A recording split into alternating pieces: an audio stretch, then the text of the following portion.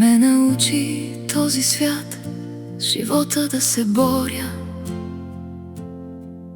а да крия сълзите за тиха усмивка и страх.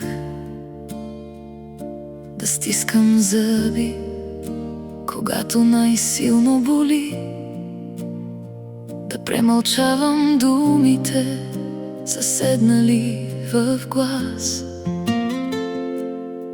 Не ме пречупиха ни трудности, ни бури, а дните, в които изгубвах себе си. Когато добротата ми оставаше използвана, а любовта ми се връщаше с мълчание и празни очи. Носех по пътя си и чужди товари, мислейки, че така се обича. Изгубвах гласа си, за да има мир, пренебрегвайки своите нужди и граници. Пак избирам да остана човек, да пазя сърцето си будно и меко, да не отвръщам на зло със зло, да нося истината с любов в гърдите, със смирение, вяра и достоинство да вървя. Защото непобедите ме правят велика, а любовта, която не предадох на страха. Научих, че прошката не означава забрава, че добротата не е одобрение, че да бъда почтена не значи да бъда удобна, а вярна на своята съвест и чест. И може би най-важното научих в мрака не да бъда безгрешна и силна, не да не падам и да не боли, а с нежност да прегръщам слабостта си и с любов да израствам дори.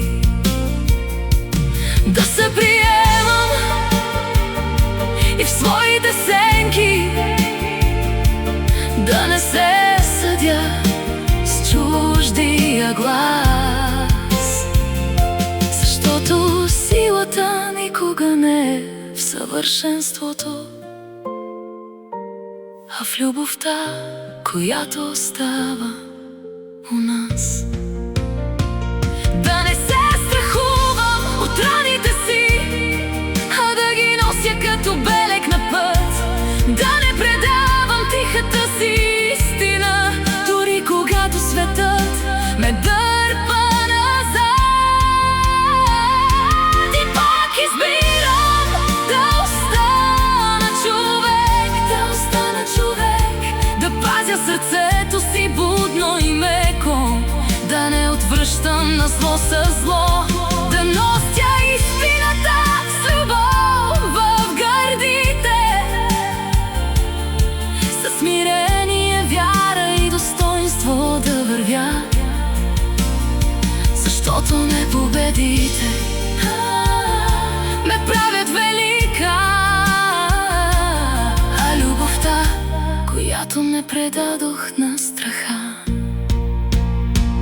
И когато някой ден си тръгна от тук, нека не се помни какво съм постигнала, нито колко съм имала или колко съм взела, а колко любов съм оставила.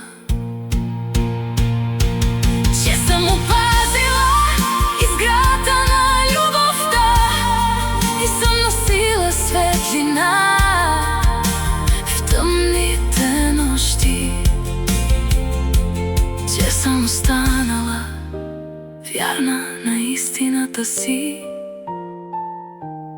и съм избирала любов пред страха.